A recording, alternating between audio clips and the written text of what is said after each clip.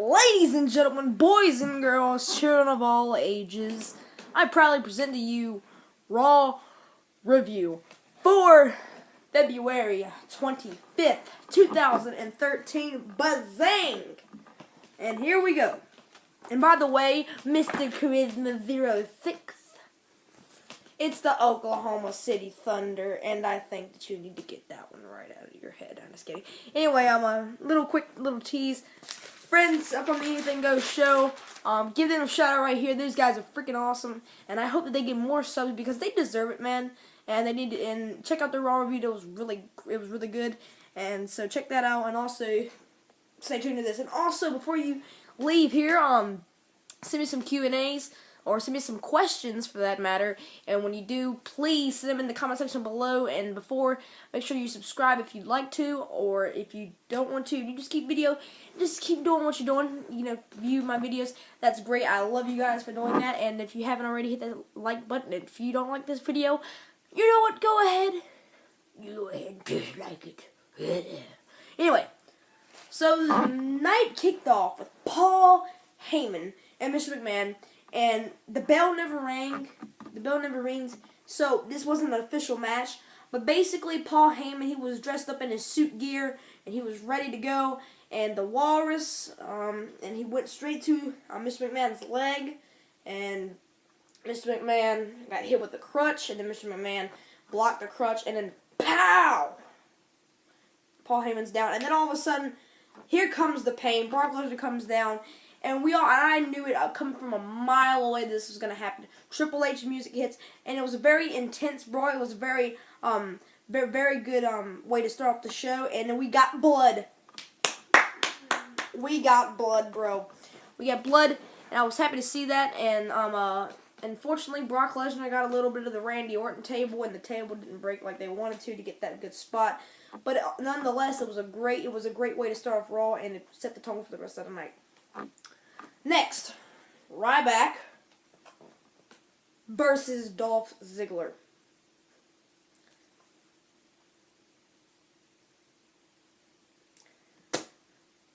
How are you supposed to build up your up-and-coming World Heavyweight Champion with Mr. Money in the Bank, Dolph Ziggler?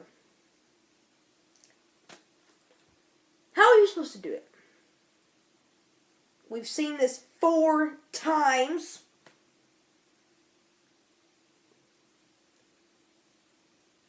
We've seen it 4 times, and that's ridiculous. And Dolph Ziggler, he has been leaving 2 of the matches, and 2 of the matches he lost.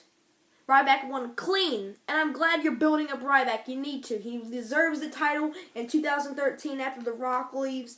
And what I have to say about this, nobody's going to take Dolph Ziggler seriously when he's jobbing out all of these matches to these superstars that should be built up later when Dolph Ziggler should be getting the push now because nobody's going to care when he cashes in on Del Rio. That's the whole point, and I think it's ridiculous and redundant for them not to build up Dolph Ziggler the way they should. You know, that's not cool to give him Ryback, and we all know Ryback's going to win. You know, it'd be the biggest upset in history. It'd be bigger than Santino and Sheamus on Raw in 2010.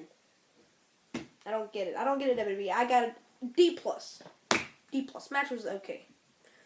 CM Punk segment. CM Punk, you're irrelevant. You're irrelevant. It was an okay promo segment. I mean, it was decent. Now, the fact of the matter is, CM Punk's been doing all this got screwed, but he went away from that. And I said it in my WWE Conversations video for number 1. I said that he was getting irrelevant. He kept doing with the CM Punk Rock thing. And I thought it was getting redundant and repetitive. I can't spit it out because I'm freaking mad about this. And CM Punk comes out and he says, I am God. What I'm saying right now. I'm religious. And CM Punk, you're not God. Just want to let you know that right now.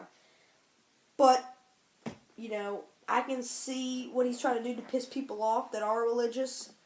And I'm not mad at CM Punk because I'm a big CM Punk fan. But I can see, so he's doing a good job as a heel right now. But, again, CM Punk, he needs to face some other people. And I want to see him face Undertaker. And everybody's like, let's see Undertaker versus CM Punk. But I don't want to. I want to see like Dean Ambrose versus Undertaker, the Shield.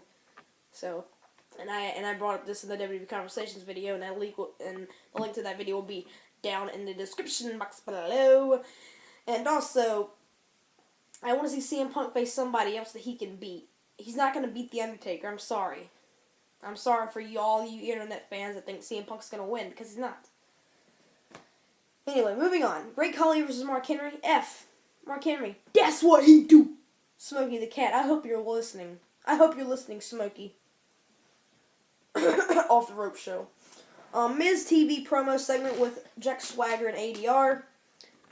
It was a very good promo segment. Zip Culture. I love Zip Culture, and I love the storyline. And Jack Swagger, he did a great job. He didn't have to talk that much because Zip Culture and Alberto Rio went out for the most of the time. And then Jack Swagger's like, oh, we'll wait till WrestleMania.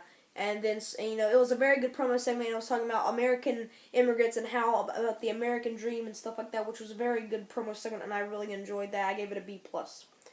The Antonio Cesaro versus Randy Orton match.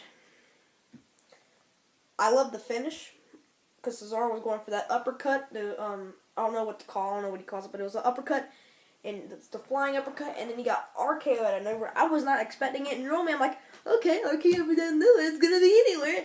But it wasn't. It was out of nowhere and it was unexpected. But it wasn't as good as Evan Bourne, the crackhead Evan Bourne versus Randy Orton, in 2010. But it was a really good way to end the match. I mean, we've seen it a lot before, so I'll give it a C-.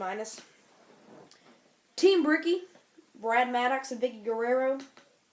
Says Kane has to have one hand tied behind his back, and Daniel Bryan has to be blindfolded wrestling the primetime players later on that night. Sheamus and Wade Barrett, very good promo. It wasn't a very good promo segment, but it was a good. It can show that you want to see the Intercontinental Championship match with Sheamus versus Wade Barrett.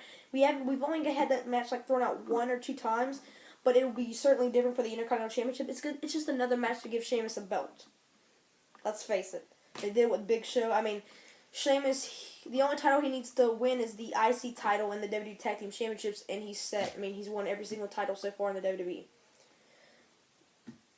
Why not WWE? And Wade Barrett, if he's not wrestling, he's always got to be in a movie trailer. R-Truth versus Cody Rhodes. I hate R-Truth, and I love Cody Rhodes. But, of course, Cody Rhodes and Damian Sandow will reunite for one night only on the WrestleMania pre-show, facing R-Truth and Kofi Kingston. Moving on. PTP, Primetime Jobbers versus Team Hell No. It was a very entertaining match. I liked it. I like how Daniel Bryan was put Charles Robinson in a no-lock. I thought it was pretty cool. And Daniel Bryan was shipping, selling it. Very good. But I'm tired of the Primetime players. I cared about them. And then when AJ's like, Team Hell No is going to be the number 1 contenders. Team Hell No is going to be the number 1 contenders. I stopped carrying them. I stopped carrying a long time ago. But hashtag save PTP. The Shield promo segment, really good. I didn't see why Randy Orton had to RKO Seth Rollins out of nowhere. And I'm not going to say this out of somewhat, being sarcastic, I guess you could say. But Randy Orton and Seth Rollins, I really don't want to see that match. Because it's another match for the Shield to lose. Dean Ambrose versus Ryback. Who's going to win? Ryback. Roman Reigns versus Sheamus. He's going to win. Sheamus. But I'd rather see the IC title match. And it looks like Sheamus is moving on from the Shield, and Ryback is still in the Shield. But the Shield didn't really show up at all. They didn't interfere in any kind of matches, which was really good. But, if they need to build on the storyline with Ryback and the Shield, they need to do some more stuff with Ryback. But although Ryback is having his little storyline of he's trying to get at the Shield is having different problems. They want to go all across the WWE. And now with Randy Orton, payback is going to be, as they say, Eve Torres.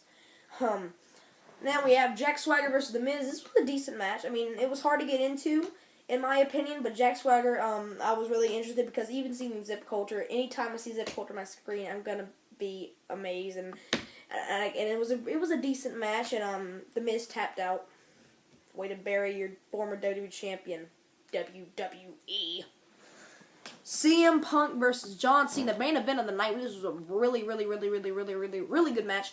Not match of the year by any means, but it was a really good match.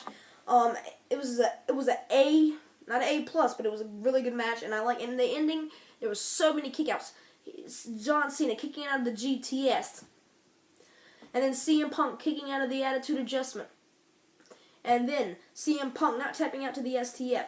John Cena not tapping out to the Anaconda Vice, which should have been expected. And then, I was expecting a very, a double disqualification, but that did not happen. John Cena won clean. John Cena versus The Rock. Now, what's next for CM Punk? I don't know.